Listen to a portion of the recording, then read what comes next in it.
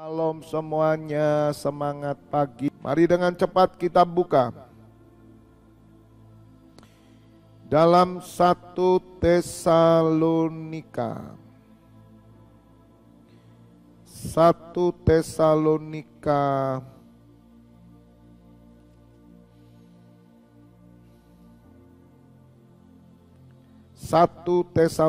1 ayat 2. 1 Tesalonika 1 ayat 2. Kami selalu mengucap syukur kepada Allah karena kamu semua dan menyebut kamu dalam doa kami. Sebab kami selalu mengingat pekerjaan imanmu, usaha kasihmu dan ketekunan pengharapanmu kepada Tuhan kita Yesus Kristus di hadapan Allah dan Bapa kita. Dan kami tahu, hai saudara-saudara yang dikasihi Allah, bahwa Ia telah memilih kamu.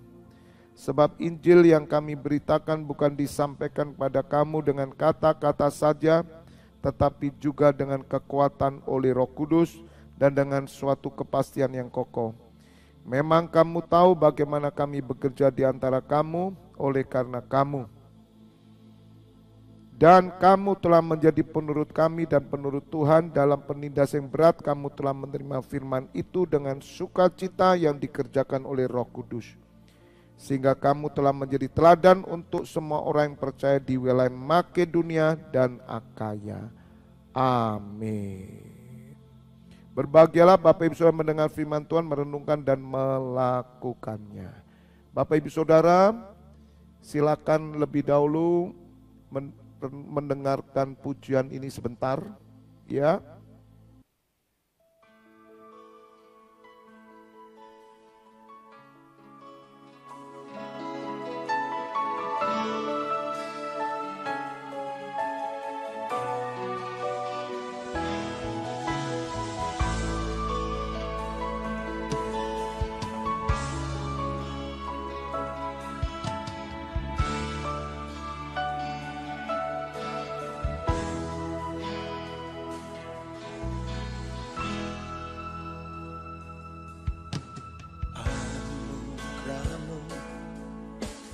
Memampukan aku untuk melihat kemuliaan-Mu dalam hikmat dan visi kerajaan-Mu, membawaku tunduk dalam kehendak-Mu.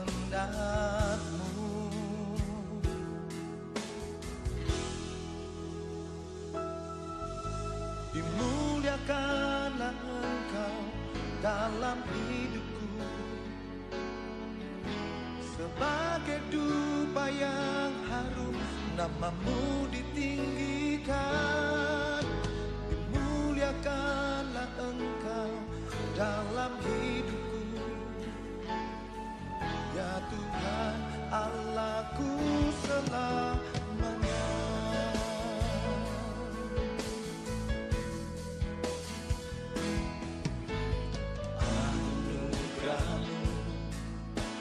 Memampukan aku untuk melihat kemuliaan-Mu dalam hikmat dan visi kerajaan-Mu, membawaku tunduk dalam kehendak-Mu.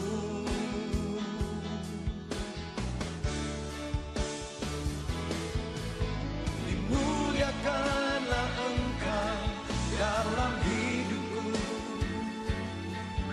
sebagai dupa yang harum nama-Mu ditinggikan. Dimuliakanlah Engkau dalam hidupku,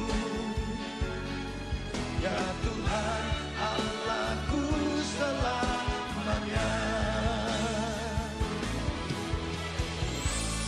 Mari kita sembah Tuhan. Angkat hatimu saudara. Mari angkat suaramu sembah Tuhan. Bagi Dia tidak ada perkara yang mustahil. Bagi orang yang percaya tidak ada perkara yang sukar. Allah memberikan kemampuan. Bapa memberikan rohnya kepada kita.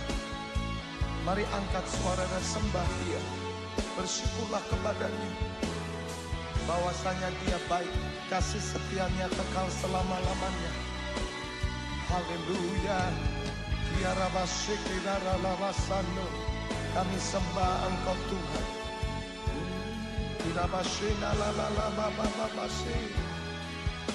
Haleluya.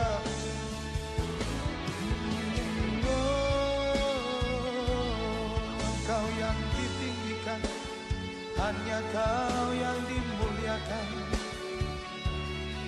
hanya Kau yang diagungkan selamanya.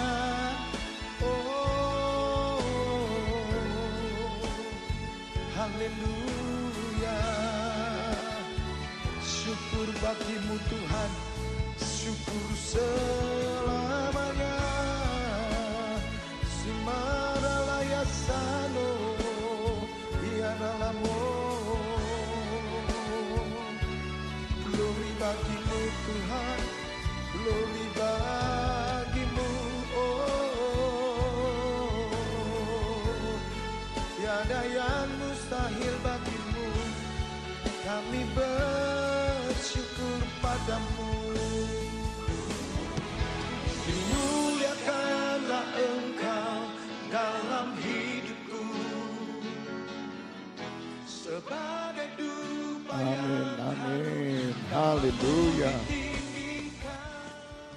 Syukur Bapak Ibu Saudara, bersyukur. Biarlah hidup kita semuanya memuliakan Bapa di surga dan Yesus Kristus Tuhan.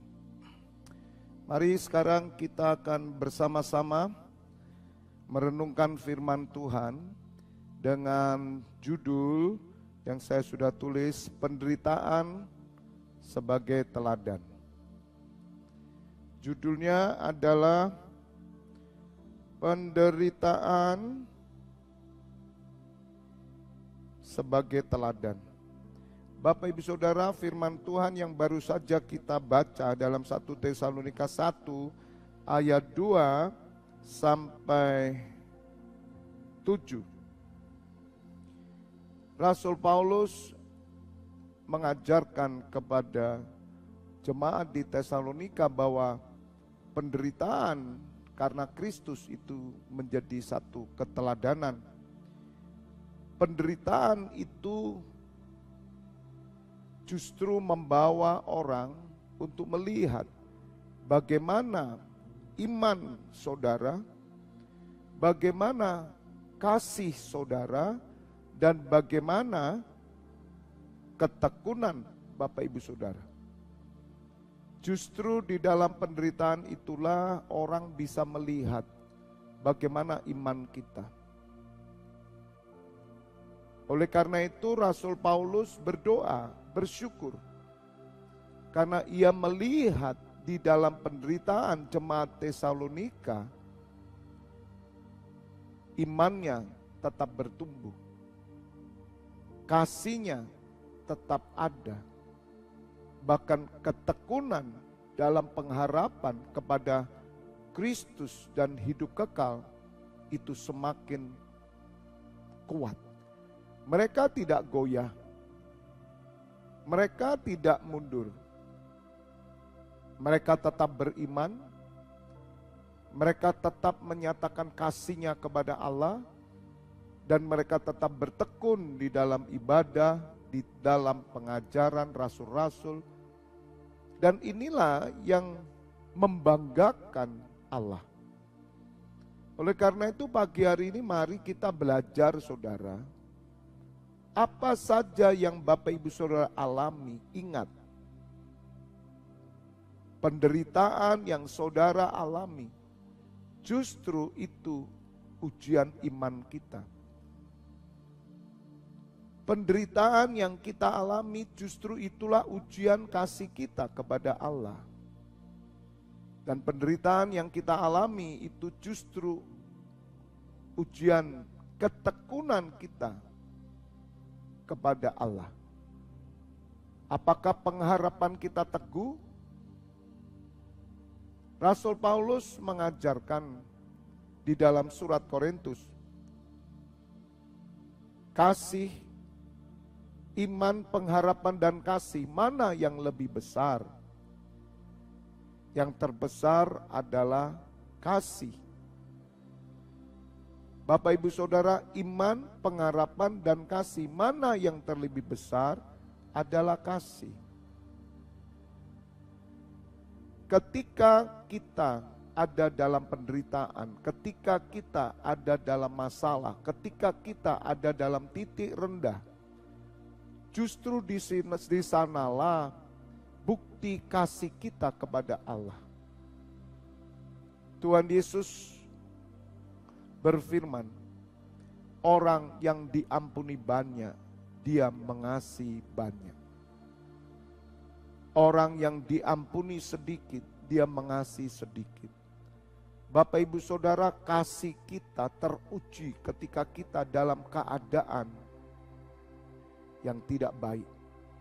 Kasih kita teruji kadarnya ketika kita dalam keadaan yang terpuruk. Orang Kristen yang sudah dewasa, dia akan bisa merasakan ketika dia dalam keadaan yang menderita, justru cintanya semakin besar. Dengar saudara, orang Kristen yang sudah dewasa dalam Tuhan, cintanya akan semakin besar ketika dia teruji di dalam penderitaan. Karena mereka percaya bahwa Injil yang diberitakan itu bukan datang dari manusia, tetapi datang dari Allah. Sebagaimana yang dikatakan, sebab Injil yang kami beritakan bukan disampaikan kepada kamu dengan kata-kata saja, tetapi juga dengan kekuatan oleh Roh Kudus. Bapak Ibu Saudara, ada kekuatan Roh Kudus. Setiap Bapak Ibu Saudara yang sungguh-sungguh mengikut Kristus dengan benar, sungguh-sungguh ke gereja dengan benar, sungguh-sungguh digembalakan dengan benar, sungguh-sungguh bertumbuh di dalam komunitas yang benar, maka Bapak Ibu Saudara akan merasakan ada kekuatan Roh Kudus bekerja di dalam hidup Bapak Ibu Saudara. Karena Injil itu bukan disampaikan hanya dengan kata-kata, tetapi dengan power, dengan kekuatan. Ketika kita dalam keadaan terpuruk, apakah tiga hal ini muncul? Iman, kasih, dan ketekunan kita. Inilah yang menjadikan kita saksi-saksi Kristus. Dan penderitaan itu sebagai teladan. Karena justru orang akan kagum. Kalau sampai pagi hari ini saudara hidup di dalam ketenangan, damai, di dalam kecukupan, puji Tuhan. Hendaknya semakin beriman, semakin tekun, semakin mengasihi Tuhan. Dan juga sesama. Tetapi kalau hari ini saudara sedang dalam proses kehidupan, dalam penderitaan, kekurangan, Bapak Ibu Saudara jangan cengeng. Bapak Ibu Saudara jangan tertipu dengan keadaan yang dialami ini menjadi satu problema dalam hidupmu. Bukan. Saudara, banyak orang Kristen gagal menjadikan penderitaan itu teladan karena dia berpikir bahwa penderitaan itu proses. Belum tentu saudara penderitaan itu proses dalam hidup kita, belum tentu. Ada orang yang mengalami penderitaan itu mungkin karena kesalahan-kesalahan. Tetapi ada orang-orang yang mengalami penderitaan memang karena situasi, karena keadaan. orang ini hidup dewasa rohani, orang ini hidup dengan benar, punya iman, punya pengharapan, punya ketekunan, punya kasih. Jadi penderitaan itu bukan proses. Artinya memproses kita supaya mungkin kita dengan penderitaan ini menjadi lebih dewasa. Saudara, ini kita orang dewasa. Wajarlah kalau orang dewasa mengalami hal-hal yang mungkin tidak sesuai dengan ekspektasi. Wajar, saudara. Nah, persoalannya banyak orang Kristen tidak pernah menang atas penderitaan menjadi teladan karena mereka pikir bahwa mereka bermasalah. Sehingga mereka tidak pernah bisa menjadi teladan. Mereka hidup terpuruk dan mereka tidak pernah memiliki kekuatan. Ini yang menjadi kendala Bapak Ibu Saudara. Sehingga banyak orang Kristen cengeng. Ketika menghadapi masalah penderitaan, mereka tidak sekokoh dengan sebelum mereka menghadapi masalah. Sebelum menghadapi masalah mereka kuat, kokoh, hebat. Tapi ketika mendapat masalah, kehilangan kekuatan itu, kehilangan iman dan ketekunannya. Dan biasanya justru mereka tidak pernah menjadi saksi. Banyak orang merasa penderitaan lewat itu menjadi saksi. Tidak, saudara. Saudara akan salah memahami Allah nanti. Jangan menanti penderitaan lewat kemudian jadi saksi. Tidak. Anda menjadi saksi ketika penderitaan itu sedang Anda alami. Itu sudah menjadi saksi. Makanya kenapa ada banyak orang Kristen tidak bisa menjadi teladan di dalam penderitaan. Rata-rata dalam penderitaan mereka menggerutu, mereka protes, mereka bersungut-sungut, menyalahkan pendeta, menyalahkan gereja, gereja tidak punya kasih, gereja tidak punya belas kasihan. Mereka menyalahkan kanan kiri. Bapak Ibu Saudara, banyak orang bersaksi yang saya dengar di gereja selalu pertolongan, selalu berkat, selalu hubungannya dengan materi, selalu hubungannya dengan hal-hal yang menyukakan telinga. Jarang ada yang bersaksi di tengah penderitaan, mereka tetap teguh dan kuat. Padahal penderitaan inilah yang membuat orang bertobat. Jadi Bapak Ibu Saudara harus mengerti, sekali lagi, saudara dipulihkan itu bisa jadi saksi, saudara belum dipulihkan tetap menjadi saksi.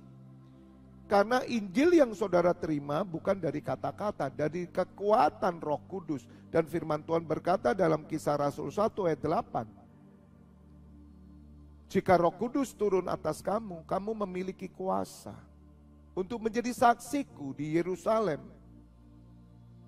Yudea, Samaria, sampai ujung bumi. Jadi Bapak Ibu Saudara menjadi saksi itu tidak menunggu saudara dipulihkan, saudara disembuhkan, saudara mendapat berkat, saudara berhasil melakukan ini. Bukan. Hidupmu itu sudah menjadi saksi. Entah engkau dalam keadaan suka dan duka, dalam kelimpahan, kekurangan, penderitaan, atau apapun, saudara menjadi teladan. Bahkan Bapak Ibu Saudara dikatakan, dan kamu telah menjadi penurut kami dan penurut Tuhan dalam penindasan yang berat, kamu telah menerima firman itu dengan sukacita yang dikerjakan oleh Roh Kudus. Jadi saudara, jika Roh Kudus turun atas kamu, kamu memiliki kuasa, power. Kuasa Roh Kudus adalah bekerja, membuat saudara menjadi penurut firman, penurut Allah, dan penurut gembala, pemimpin-pemimpin rohani. Di mana saudara menerima firman dengan sukacita dalam penindasan. Pekerjaan Roh Kudus adalah memberi kekuatan saudara untuk menjadi penurut Allah dan penurut Bapak rohani. dalam keadaan apapun saudara dengan sukacita menerima firman Tuhan. Nah, orang yang menjadi teladan dalam penderitaan, yaitu orang yang taat akan firman. Dalam keadaan penindasan, mereka tetap taat. Sehingga mereka menjadi teladan. Jadi keteladanan ini bukan kesaksian tentang kesembuhan saja, pemulihan saja, bukan.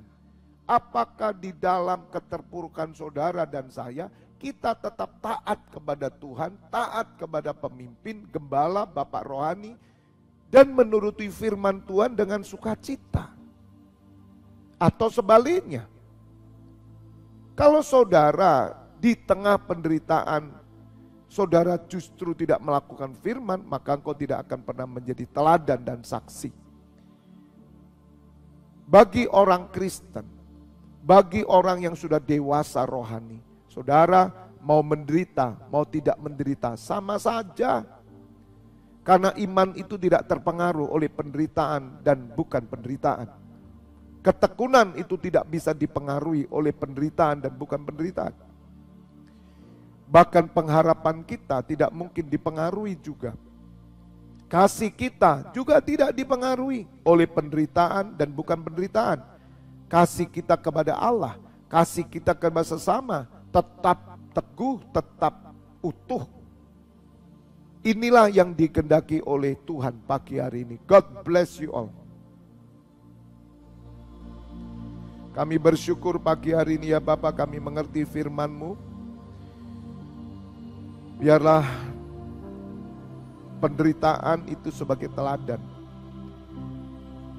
Supaya kami mengerti umat Tuhan tidak cengeng, umat Tuhan tidak gagal untuk menjalani apa yang Tuhan kehendaki. Supaya kami tidak salah faham. Karena kami pikir bahwa menjadi saksi itu hanya waktu kami dipulihkan, waktu kami disembuhkan, waktu kami diberkati. Padahal menjadi saksi itu di dalam segala keadaan kami. Ya Bapa, justru dalam kekurangan, dalam penderitaan, kesaksian iman kami nyata, kesaksian kasih kami nyata, ketekunan pengharapan kami nyata. Bahkan orang melihat kami sebagai penurut-penurut Allah, penurut-penurut Bapak rohani, penurut-penurut firman Tuhan. Berkati imammu yang bertugas sepanjang hari ini supaya mereka tetap kuat kokoh sampai nanti malam jam 12 tetap semangat. Dan juga untuk Miracle Worship Night jam 7 malam. Serta hambamu akan memimpin kembali doa syafaat sore jam 4:30 kurang. Bapak Ibu Saudara, buka dua tanganmu, terimalah pengurapan minyak dan anggur, persetujuan dengan tubuh dan darah Putra Yesus Kristus yang menyucikan, menyembuhkan. Berkat kehidupan turun atasmu dalam nama Bapa, Putra dan Roh Kudus. Bapak Ibu Saudara yang sudah menerima berkat Tuhan bersama, katakan amin. God bless you all, tetap semangat, maju terus.